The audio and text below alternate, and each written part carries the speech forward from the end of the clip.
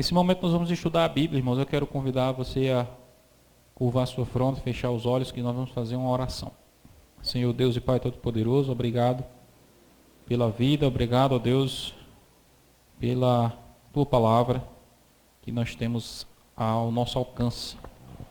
Como ela mesma nos diz, ela é lâmpada e luz para os nossos caminhos.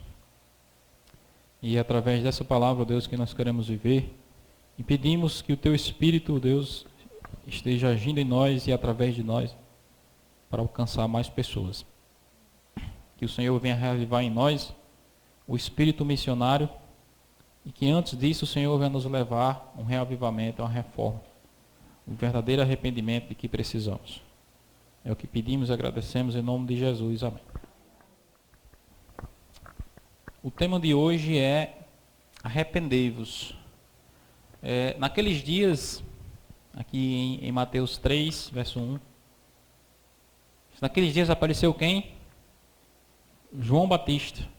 Na sua Bíblia você pode ler aí, Mateus 3, verso 1 e 2. Apareceu João Batista pregando no deserto e dizendo: qual era a pregação de João Batista? Arrependei-vos. Arrependei-vos, porque está próximo o reino dos céus. Eu quero que vocês me digam qual é a mensagem que os pregadores estão pregando hoje em dia no mundo. A mensagem da teologia da prosperidade. É uma teologia muito bem aceita pelas pessoas, né? Venha para a igreja que você vai enricar. Faça um pacto com Deus, faça de Deus seu sócio que você vai prosperar. E uma outra mensagem que as pessoas pregam muito hoje em dia é uma mensagem de cura, né? Venha para cá ser curado. Essas coisas, irmãos, elas em si, elas não são coisas más, né? Mas elas não devem ser a prioridade da nossa vida, o foco. A principal necessidade do ser humano é o quê? Arrependimento, mudança de vida. Uma pessoa que prospera na vida, uma pessoa que é curada, mas uma pessoa que não se arrepende dos seus pecados, de que adianta? Era por isso que João Batista pregava dessa forma. Arrependei-vos, porque está próximo o reino dos céus. E quem não se arrepender não entra. Pode ser próspero como for, pode ser rico como for, não entra. Essa mensagem de arrependimento, irmãos, ela não é muito popular. Sabia?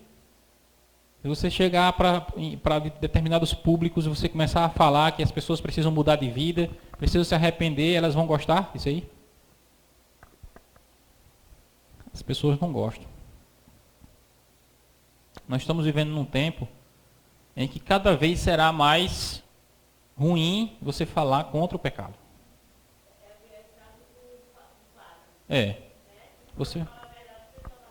Se você for falar a verdade para as pessoas não aceitam. É capaz de você perder até a sua função lá. Acontece.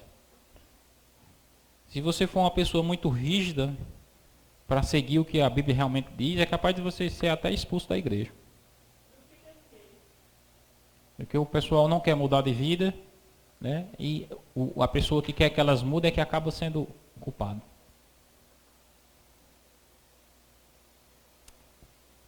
É certo que também existem pessoas que são extremamente rigorosas, né? Mas se você for prestar atenção, João Batista, ele era um pregador extremamente rigoroso. Ele falava a verdade.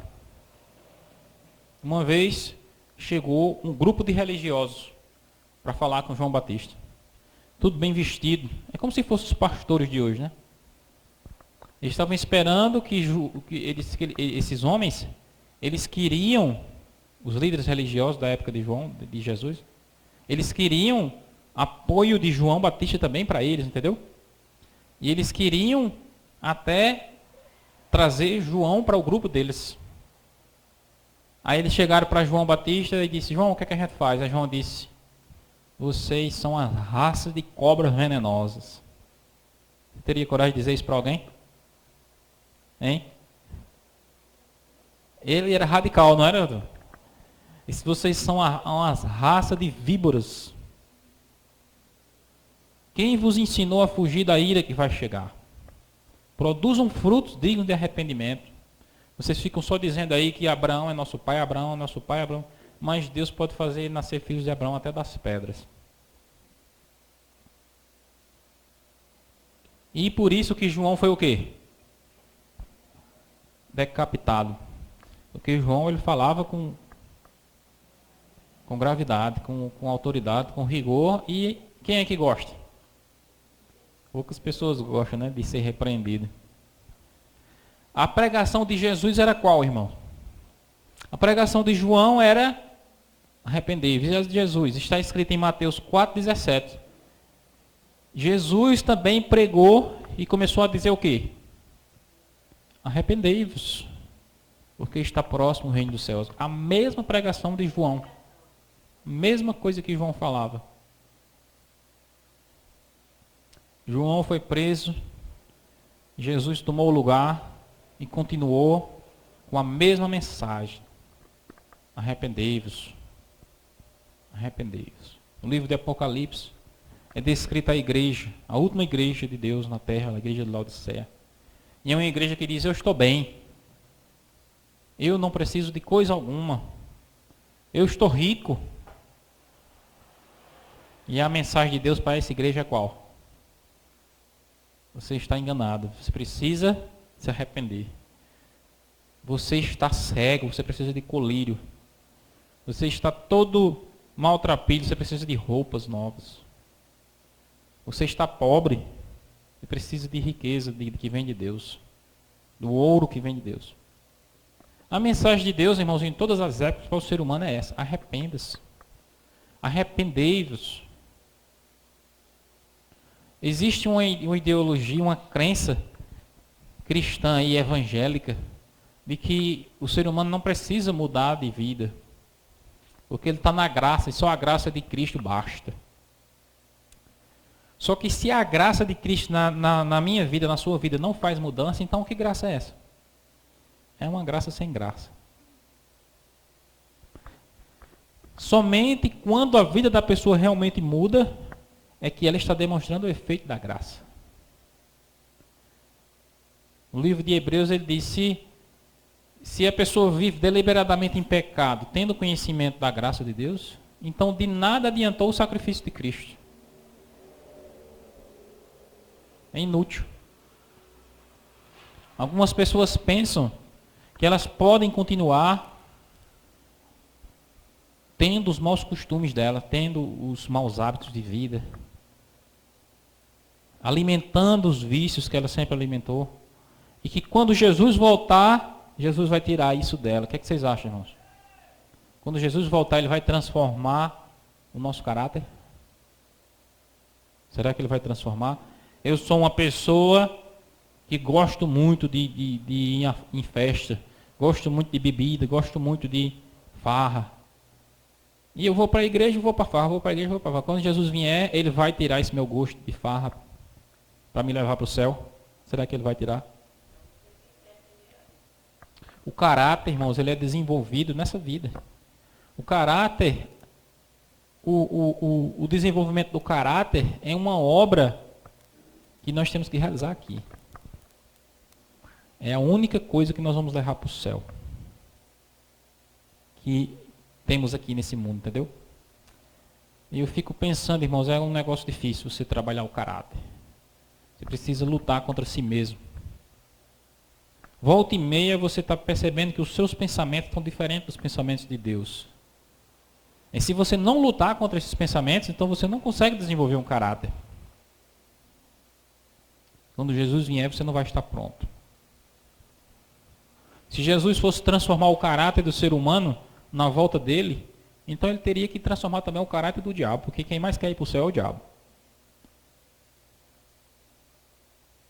Mas se Jesus de repente leva uma pessoa para o céu, sem transformar o caráter dela, essa pessoa vai poluir o céu. Você acha que Jesus vai correr esse risco? É por isso que existe a necessidade de arrependimento, de mudança de vida, reavivamento, reforma. É uma coisa ruim e desagradável para a natureza humana, mas é uma coisa necessária. A pregação de Pedro, João Batista, Jesus, depois de Jesus veio a igreja apostólica com Pedro, com os apóstolos. Qual era a pregação de Pedro? Ouvindo essas coisas, compungiam o coração. Perguntaram a Pedro e aos apóstolos: que faremos, irmãos? Respondeu Pedro: o quê? Arrependam-se, arrependei-vos, e cada um de vós seja batizado em nome de Jesus, para que a remissão dos vossos pecados, e recebereis o dom do Espírito Santo. A mensagem de João Batista, a mensagem de Jesus, a mensagem dos apóstolos era uma só: arrependei-vos. E essa mensagem, irmãos, era uma mensagem que se dirigia aos judeus. Os judeus se achavam já salvos, os judeus já se achavam prontos. Eles não se achavam que necessitavam de arrependimento. Do mesmo jeito é o ser humano hoje. Ele acha que está bem, ele diz: não, eu não bebo, eu não fumo, eu creio em Deus. Ele acha que está 100%, só porque ele não faz aberrações como o ímpio faz aí no mundo, né? Mas é exatamente a pessoa que acha que não tem problema com ela é a que mais necessita de arrependimento. E precisa mudar de vida, que precisa ter mais compromisso com Deus. Qual é a obra do diabo e qual é a obra de Deus? A obra do diabo, irmãos, é aquilo que as pessoas falam. Não sei se você já ouviu, certamente você já ouviu muitas pessoas falar assim: fulano fez tudo que não presta e agora é crente. Muitas pessoas dizem isso, né? Depois que faz tudo errado, aí agora vai para a igreja. Depois que vive aí no mundo, fazendo tudo que quer, agora é de Deus, é da igreja. Essa daí, irmãos, é exatamente a obra do diabo, entendeu? O diabo, ele está sempre pronto a acusar, a dizer que a pessoa não é sincera. Quando eu e você dizemos assim: ah, fulano aí, não, esse aí não tem mais jeito não. Isso daí é o pensamento de quem? É o pensamento do diabo. O diabo é que diz isso, ele está sempre acusando os seres humanos diante de Deus, dizendo que o ser humano não presta. O ser humano não tem mais jeito. E quando o ser humano se arrepende, o que é que o diabo diz? Ah, agora, né? Agora, depois que fez tudo que quis, se arrependeu? Não, presta não. Ou seja, esse é o argumento do diabo. E as pessoas repetem esse argumento sem perceber que é o argumento do diabo. E qual é o argumento de Deus? A obra de Deus. A obra de Deus, irmãos, é a obra de sempre conceder uma segunda chance às pessoas. Você, nem eu, confiamos que alguém possa mudar de vida. Mas Deus sempre confia. Sabia? A obra de Deus é essa. É dar uma segunda oportunidade às pessoas. Quantas vezes? Quantas vezes forem necessárias. Pedro uma vez perguntou: mestre, é até 3 vezes que eu devo perdoar meu irmão? E Jesus disse: não. Até 7 vezes, não foi? Aí Jesus disse: não. Até 70 vezes 7. Ele falou para Pedro: olha Pedro, se o teu irmão pecar contra ti, perdoa. Se 7 vezes num dia ele pecar contra ti e vier te pedir perdão, perdoa. Você conseguiria perdoar uma pessoa 7 vezes num dia, se ela fazendo a mesma coisa? É difícil.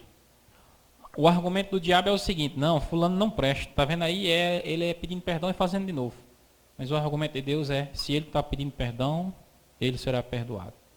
E é possível que ele mude de vida. Deus, ele sempre acredita que uma pessoa pode mudar de vida. Teve um abençoado do irmão aqui na igreja que ele se batizou já 7 vezes. Já imaginou uma pessoa se batizar 7 vezes? Desde que eu entrei na igreja que ele se batiza. Batiza, se afasta, batiza, se afasta. 7 vezes já. O que é que você acha? Adianta um batismo desse? Na minha mente, na sua mente, uma pessoa dessa, não adianta estar batizando ela mais, não é? Mas para Deus, o que é que você acha?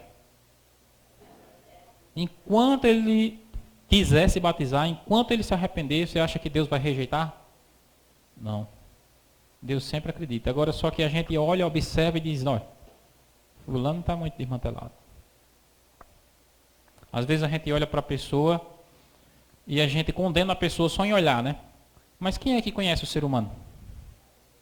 Só Deus conhece. Então a gente não deve julgar. A nossa obra, irmão, deve ser a mesma obra de Deus. Se alguém se arrependeu, pediu perdão, perdoe. Ninguém se prejudica ao perdoar, sabia? Agora, ao não perdoar, a pessoa se prejudica.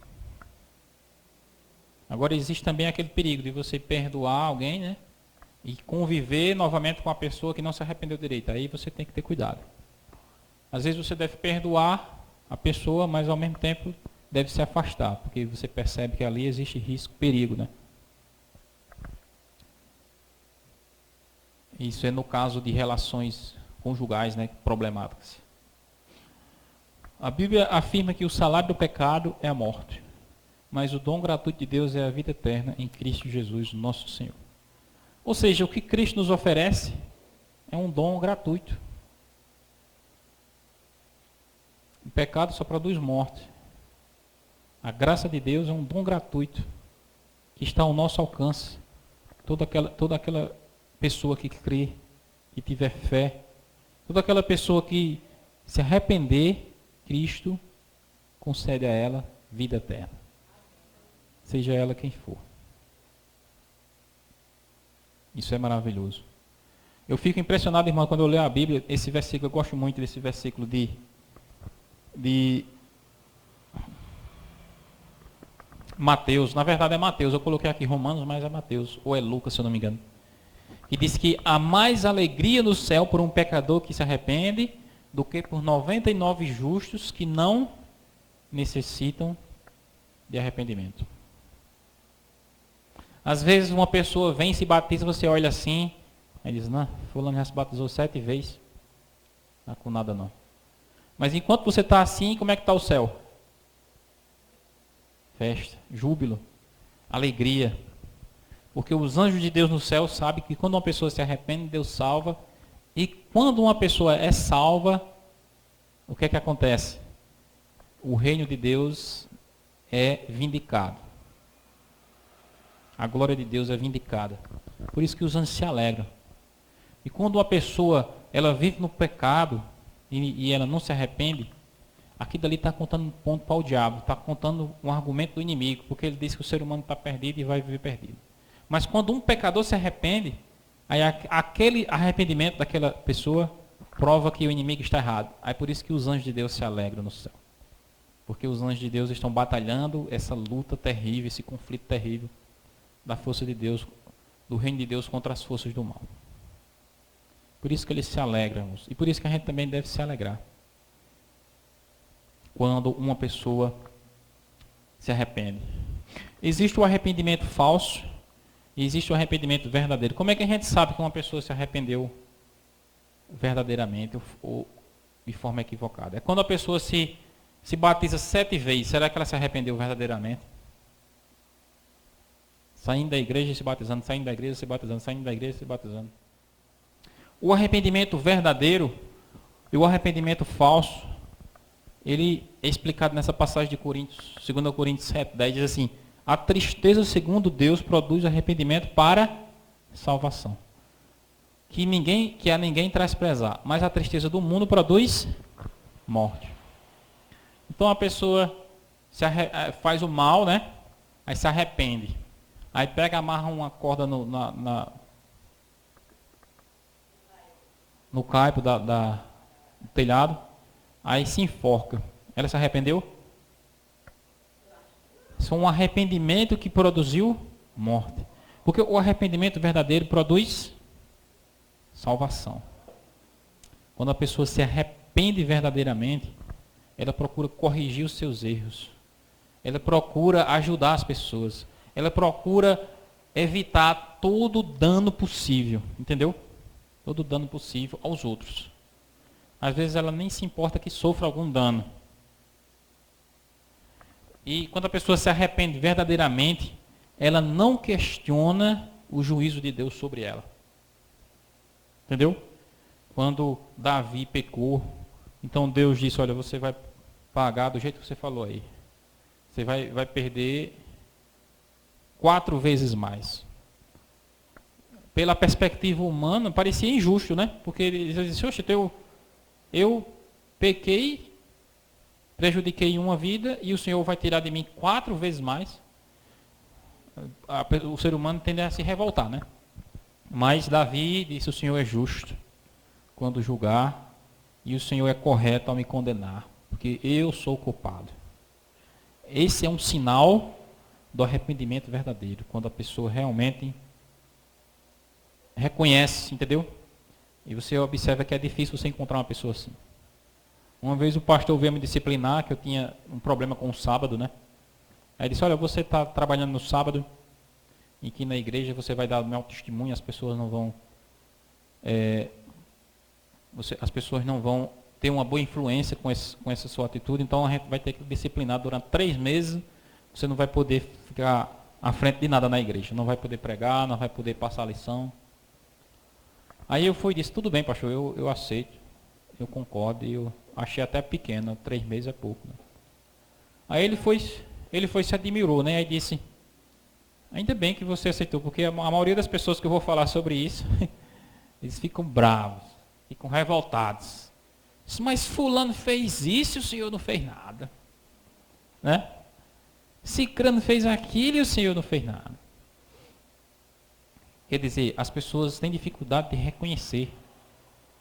Elas ficam procurando álibis, procurando comparativos, né, com outras coisas. Sendo que todos nós temos culpa, né? Para vocês terem uma ideia, irmãos, a gente não deveria nem estar vivo, sabia?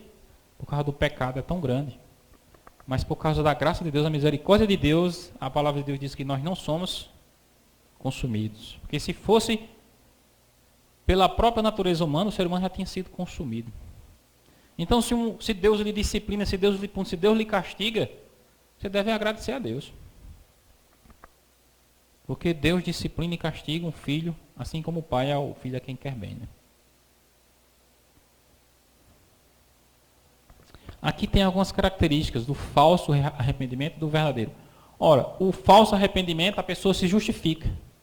No verdadeiro arrependimento, a pessoa reconhece. No falso arrependimento, a pessoa fica triste pelas consequências do mal. E no verdadeiro arrependimento, a pessoa fica triste pelo erro que cometeu. Percebeu a diferença? A polícia vai lá, pega o ladrão. Aí o ladrão diz, não, me arrependi. Se arrependeu porque foi pego. Entendeu? Se arrependeu porque foi preso. Não se arrependeu porque roubou. O verdadeiro arrependimento, a pessoa fica triste porque prejudicou alguém. A pessoa vive no egoísmo. Ela não percebe isso, não percebe o dano que causa ao outro. Só quando a pessoa se arrepende de fato é que percebe o prejuízo que causa ao outro. No falso arrependimento, a pessoa reage à punição, não quer ser punido. E no verdadeiro arrependimento, a pessoa aceita a punição. O que Deus determinar, está determinado. No falso arrependimento, a pessoa volta a fazer. No verdadeiro arrependimento, a pessoa nunca mais faz de novo. O falso arrependimento, a pessoa acusa. No verdadeiro arrependimento, a pessoa se cala. Por aí a gente percebe, irmãos, o que é verdadeiro arrependimento. A Bíblia mostra exemplos também de pessoas que se arrependeram de forma falsa e de forma verdadeira. Por exemplo, Esaú se arrependeu de ter vendido o seu direito de primogenitura. Mas aquilo foi um falso arrependimento. O verdadeiro arrependimento foi o arrependimento de Jacó. E Jacó lutou com Deus. Jacó teve a coxa deslocada pelo anjo de Deus, né? E Jacó reconheceu o seu erro e pediu a Deus a sua bênção. Aí, o falso arrependimento é o arrependimento de Faraó. Moisés chegou para Faraó e disse, olha, Deus vai lhe punir porque você não deixa o povo ir. Aí Faraó sofria o juízo de Deus, né, com as pragas caindo. Aí Faraó dizia, agora eu percebo que eu fiz o mal, eu peço que você possa ir para o Egito, mas vá só. Deixa o povo aqui. Disse, oxe, não, tem que ir todo mundo. Ele dizia que se arrependia, mas ao mesmo tempo mostrava que não era um arrependimento completo. E o verdadeiro arrependimento foi o arrependimento de Nabucodonosor. Você conhece a história de Nabucodonosor? Ele era um homem arrogante e orgulhoso. Um dia ele chegou na Babilônia assim, abriu a janela do seu quarto. Observando a Babilônia, ele disse assim: essa a grande Babilônia que eu edifiquei com o meu poder para a glória da minha majestade. Era orgulhoso ou não era? Ele falou isso, né? Diz que na mesma hora que ele falou isso, diz que ele caiu e se tornou um animal. Começou a crescer pelos nos braços dele, nas pernas, na cabeça. E ele começou a comer capim que nem os bois. E passou 7 anos nessa situação. Ele diz que depois de 7 anos, ele foi restaurado por Deus. Aí diz que essa experiência produziu nele um arrependimento verdadeiro. Inclusive, ele descreve lá no livro de Daniel, no capítulo 5, a experiência dele. Nabucodonosor é um dos poucos homens pagãos que tem um capítulo da Bíblia que foi ele que escreveu, né? Um pagão que escreveu. Mas o arrependimento dele foi verdadeiro. Inclusive, Daniel elogiou ele por isso, né? No dia que Daniel foi repreender Belsazar, que era neto de Nabucodonosor, ele disse: olha, o teu pai, sabendo essas coisas, se humilhou. Mas você não se humilhou com Belsazar, né? Você pegou as taças de ouro, as coisas de Deus, e foi beber vinho nelas. Você deveria seguir o exemplo do seu pai, que foi humilde e se arrependeu. Por causa disso, Belsazar foi morto. Uma pessoa que demonstra um falso arrependimento também foi Saul. E uma pessoa que demonstrou um verdadeiro arrependimento foi Davi. A história dele está registrada no livro de Samuel. Um falso arrependimento também foi demonstrado na vida de Judas. E um verdadeiro arrependimento foi demonstrado na vida de Pedro. Disse que Pedro, tem até um hino no Inário Adventista chamado Seu Maravilhoso Olhar. Já conhece esse hino? Seu Maravilhoso Olhar. Diz que esse hino ele foi baseado na hora em que Pedro estava ali, ó, negando a Jesus ao redor da fogueira. Não tem a fogueira? Aí diz que Jesus estava ali, ó, sendo julgado. Aí diz que o galo cantou, né? Aí Pedro está dizendo: eu não conheço essa praga, eu não conheço esse infeliz. E a mulher disse: você conhece porque você é discípulo dele. E ele disse: eu não conheço. Pode dizer que não, eu não tenho parte com ele. Negando a Jesus, né? Aí diz que naquela mesma hora o galo cantou, não foi? Aí diz que quando o galo cantou, diz que Jesus virou o olhar para Pedro. Aí diz que Jesus olhou para Pedro, mas o olhar de Jesus era de condenação ou era de misericórdia? O que é que vocês acham? De misericórdia.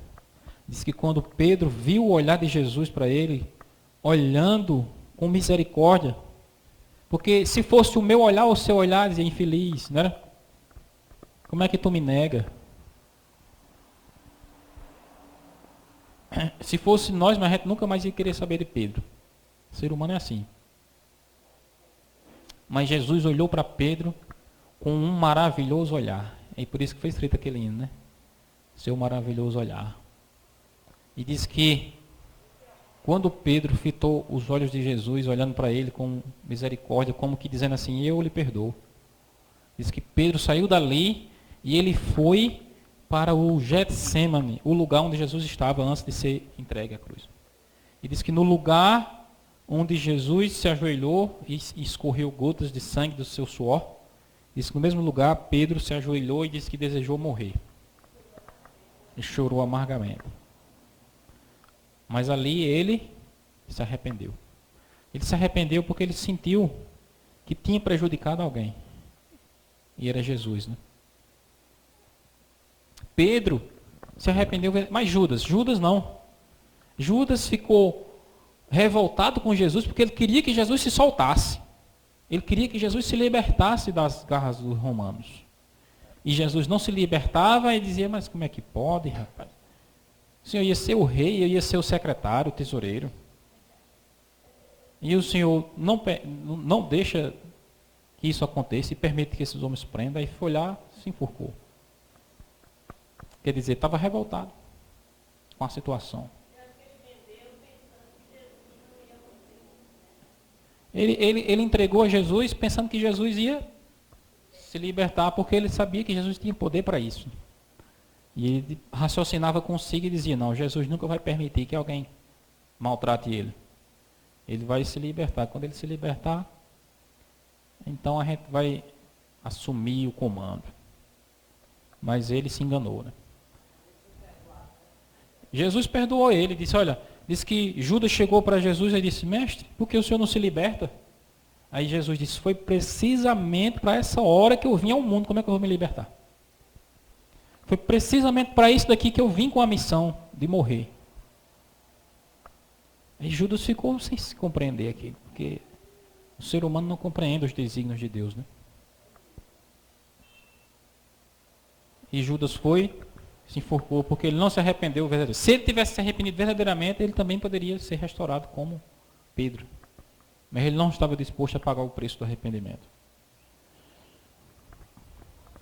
Esse texto aqui está no livro Testemunhos Seletos, da irmã White.